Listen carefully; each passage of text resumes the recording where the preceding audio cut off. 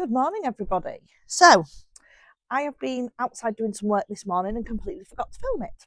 So, I have been in my garden, my front garden, digging out some privet hedge slips that I put in a year ago because my neighbour put in a new fence. And when they put in a new fence, that became obsolete. So, I'm going to transfer them to the other side of my garden. And I decided to, I don't know if you can see, put a border in. Now this is a north facing garden. It's the middle of the day and we're getting no sun. It doesn't particularly get any sun. So I'm going to have a shade border here. I've got loads of lily of the valley and I've got forget-me-nots, I've got heucheras, I have got ferns. Yeah, ferns. And I'm going to put all of those in there. And also I have grown from seed some beautiful coleus and some rudbeckia, and I think one of the rudbeckias I've grown is partially shade tolerant, and although heucheras like dappled shade, partial sun, the ones I've got survive best in full shade. So I'm going to put those here with some bluebells. Next year there will be some of our native daffodil called the Lent lily, and it is called Narcissus, pseudo-narcissus. Very, very small. Crocuses, all sorts of things. So for now, I'm going to leave this because the sun is shining at the back of the house, and we are going to go through there and I'm going to dig out a border, paint a fence, deadhead my hydrangeas. So we need to deadhead my lace cap hydrangea and paint the fence behind it. To deadhead a lace cap hydrangea, you need to just nip the top off when the buds have already formed, because these particular ones flower on last year's wood. Panicled hydrangeas and mopcaps tend to flower, well, panicled hydrangeas flower on new growth. Everything else grows and flowers on last year's growth, so we have to be really, really careful. So I'm going to put a time lapse on while I deadhead my hydrangea, which I think is only 5 years old now, but a couple of years ago I had to cut it right back to the bottom and it took a little while to recover. So I'm going to cut out any dead wood I've missed and top the tops off.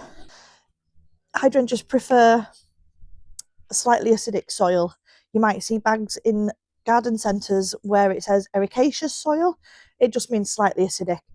And you can get hydrangea feed where you just mix it with water and you water around it, and it's just acidic soil modifier basically. If you want to keep yours blue, use the acidic feed. If you're not really that bothered about it going pink, it's fine. I quite like it when it's a mixture of both actually.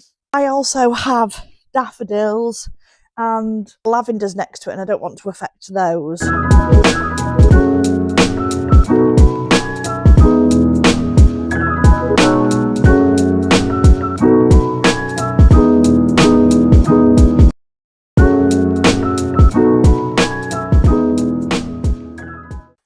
So I am a fan of roses, and this one is, it looks kind of pink on the screen, but actually it's really purple.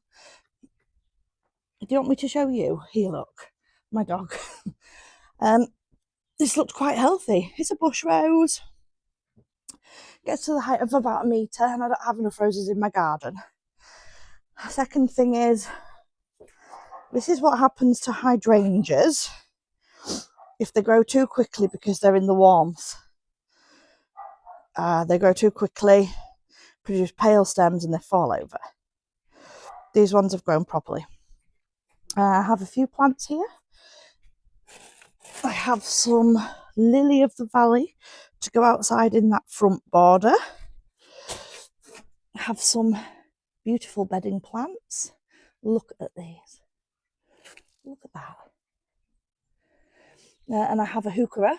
My garden centre has actually been experimenting with growing their own. This is a purple heuchera. I actually think that they might have got the name wrong. I think they've just grown a dark heuchera and decided on the name, but I think this is I don't know.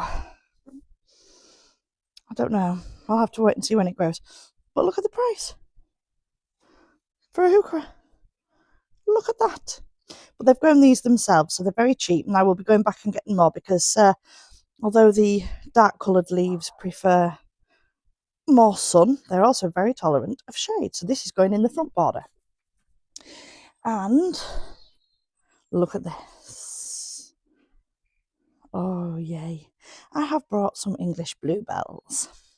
And my English bluebells and these hyacinth bulbs eventually will be going in the shaded area of the front border. Let me see what else I've got to show you. Oh, this is interesting. I'll come round this side. Look, I've put some of my seedlings outside. These are cornflower in the middle. These are Chinese lanterns. They can take up to 6 months to germinate. These are my Rudbeckia Aries, otherwise known as Black-Eyed Susan. And here we have, what are they? Straw flowers. And here is more Rudbeckia. Oh, I'll zoom out. I'm keeping this bed to grow some veg in. And then what's in this bed is going in there. And the little bits that are in those beds are going in there. And then these three are coming down, and I'm just going to have it grass. Here's my rhubarb. Now, my rhubarb is about 4 years old, and it gets massive, and it covers this entire area. So I'm actually going to bring the border round a bit at the top and down here. So I've got all this lovely area for growing in. That's one of today's jobs. Last time I painted some fence, it was half this amount, and it took me over an hour. And while it's sunny, I really want to do planting, but as long as we get behind here, behind the hydrangea and behind the lavender, I can top up the rest whenever. I'm definitely going to need some more paint anyway. Oh, right, let's use the delicate brush to get around that. Right. Oh, good Lord. Give me strength to do this.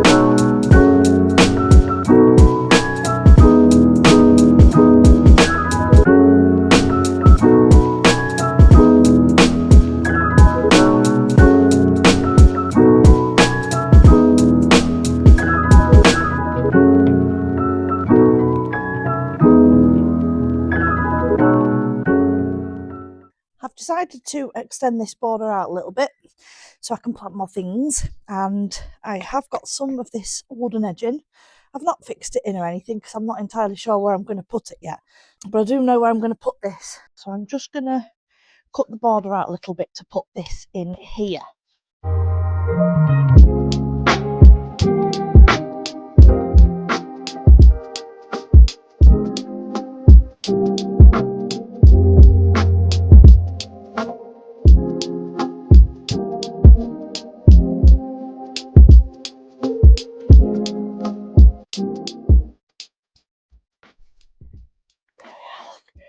Some of this grass out. There we go, look at that. Perfect. And I am a fan of that. I like it. Right, good morning everybody. Well, I decided yesterday that since we had a day of sun, my allotment might have recovered a little bit. So I've popped down this morning because I just want to get, film it for you guys and see where the damage is. Let me just adjust the camera. And it's definitely dried up a little bit, but it's still completely just a bog, so I can't really do anything. I have got the need to do something though, so I'm going to give you a little tour quickly, and then when I've done the tour I'm going to dig a couple of bits up and put them in the compost. I brought some cardboard down, not enough to cover anything, but enough to go in the compost as a brown, so I'll get some green to put on with it. There's such a lot of work to do at the allotment over this year. It's just really been stunted because of the rain that we've had this year so far. There's been a lot. I'm pretty sure everybody else has had a lot too, but our allotments are on low-lying ground. I'm at the bottom of a hill. The allotments slope upwards, and it's not the nicest. It's not very pretty. I've got a lot to do, but I'm going to take you for a tour. Right then, first off, all of these bags still need to go to the tip. These ones. This one has got all the compost stuff in it that cannot be composted. I need to hook it when all this lot is out, up and down. I need to hook it to the back of my car and drive it all the way up to the top of the allotments, about 1/4 of a mile or something, to the burning area. But that will not be yet. So, pumpkin area, still covered in all old wood and just a big tarpaulin down. I'm not going to bother getting rid of the grass under here too much. It's had, I put a massive layer of wood chip down on it last year, and I just let that go in. I didn't remove any grass, cardboard everything down. I'm literally going to be leaving this down this year, and I am going to plant through it. Manure, compost. I haven't touched this compost yet since I've been here, because I accidentally put some things in I shouldn't, and it's not a job I've got round to yet. This is my manure bay. It's doing very well. It's all composted at the bottom, but I have got some more to go in it. And then when that's used, I'm going to turn one into the other so I can get the actual compost out of there and maybe siphon out some of the things that shouldn't be in it. I shouldn't know very well my first year. If anybody near me wants rhubarb crowns, I have 2 very healthy, good-looking rhubarb crowns, which I am still tempted to put back in here. These are supposed to be my seed beds, but we aren't even going to look at seed sowing yet. It's not the time. But they will be my seed beds. Look at all of this grass coming through my path. Now this path has got weed barrier down on it. And I don't know how the grass is growing up through it, but it's got a thick weed barrier on it and wood chips. But I'm just going to leave it. I'm going to take the grass out and then leave it. Bed number 1. Straw on nothing. All my strawberries look fine. Could do with a little weed, but I'm not really good. In fact, they'll be okay. I need to get wood chip back on this path. This bed's full of manure. It's quite thick manure actually on this bed, but I think I mentioned earlier I have put very thick manure on all the beds because it was fresh manure and I need it to break down in time to use in spring. So what I do is, come spring and I want to plant, I rake the top layer off, put it into my bin, and then I put compost down on top where I'm planting. Got to be economical with compost. And here is our onion and garlic bed. It's actually looking okay. So this is garlic here. Onions are up here, but they always take a lot longer to get going than garlic does. So it's looking fine. I'm happy with it. I don't think there's much of a problem going on here. I can't see any issues personally. No, they look fine to me. Look healthy. There's one there that's concerning me, but it's an onion. And I find allium leaf miner like onion more than they like garlic. Quite a lot of wood chip here that can go back on the paths. These paths are very, very thick with wood chip. I mean like 4 or 5 inches worth of wood chip. So I can rake a lot of it back onto the path. Although I am tempted to just leave these, take the weed membrane up and leave the paths as grass. I just don't know if I can be bothered with the couch grass, because if you look, my neighbours have grass paths, and that is why I am fighting couch grass all along my path, because that's what they have. In here,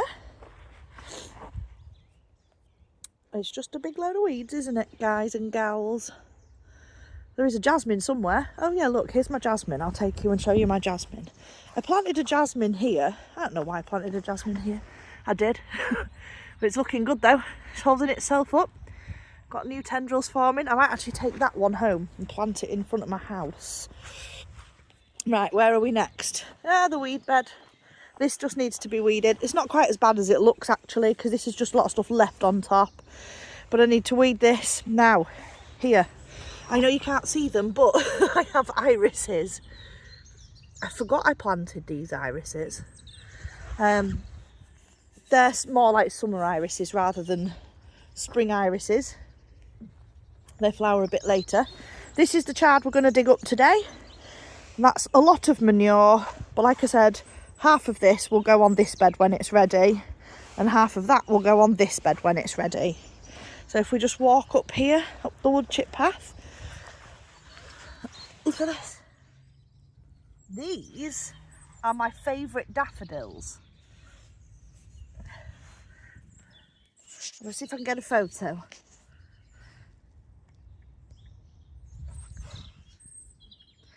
These daffodils are Little Witch.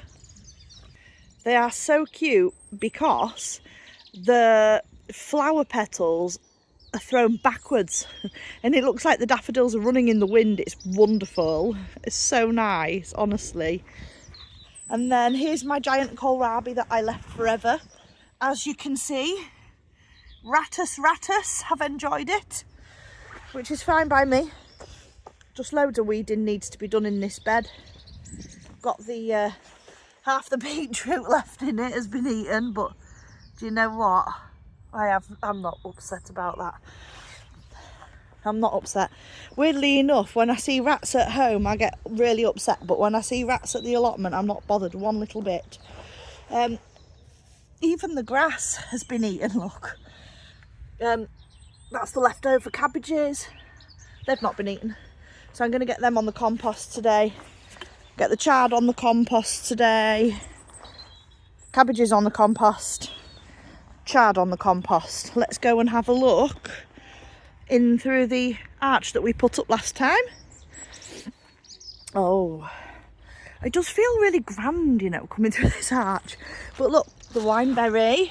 Here we go. It's got little buds coming all the way up. I have cut this a bit too high, I think. Actually, the nearest decent bud is here. The nearest decent bud is here, so I could probably cut that lot away. And I would say I could probably cut a good lot of this away actually as well. But they're doing all right. They'll grow fantastic. And then as you come in, asparagus bed. Now, I'm not going to check because I don't know how it's going. But, you know, it's going. And then we've got all this area that's covered over is going to be my dahlia bed. I'm really excited for this.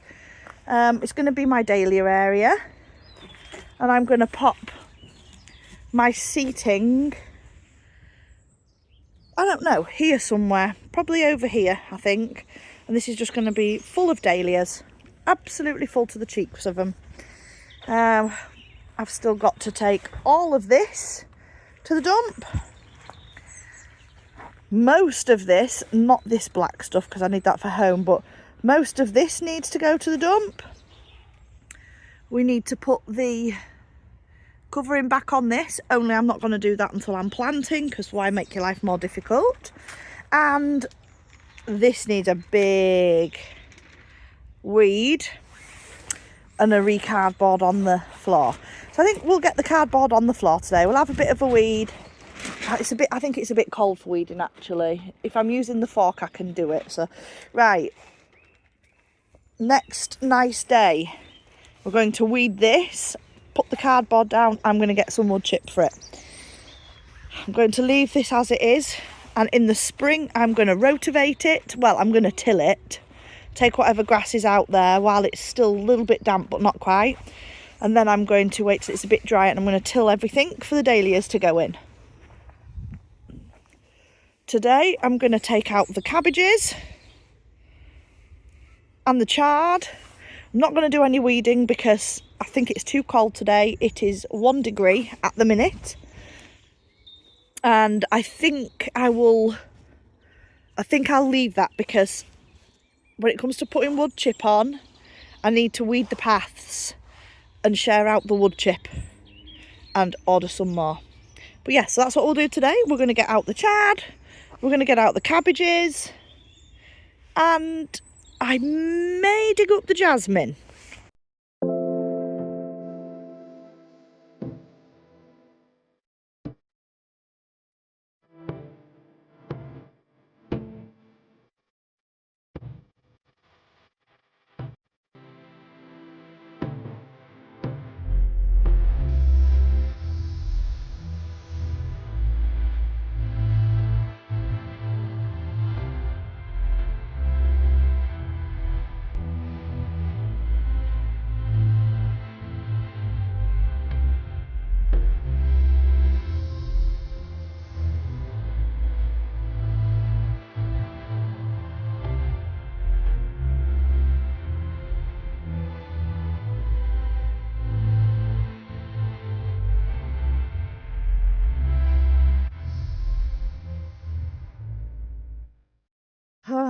Well, I got the cabbages out.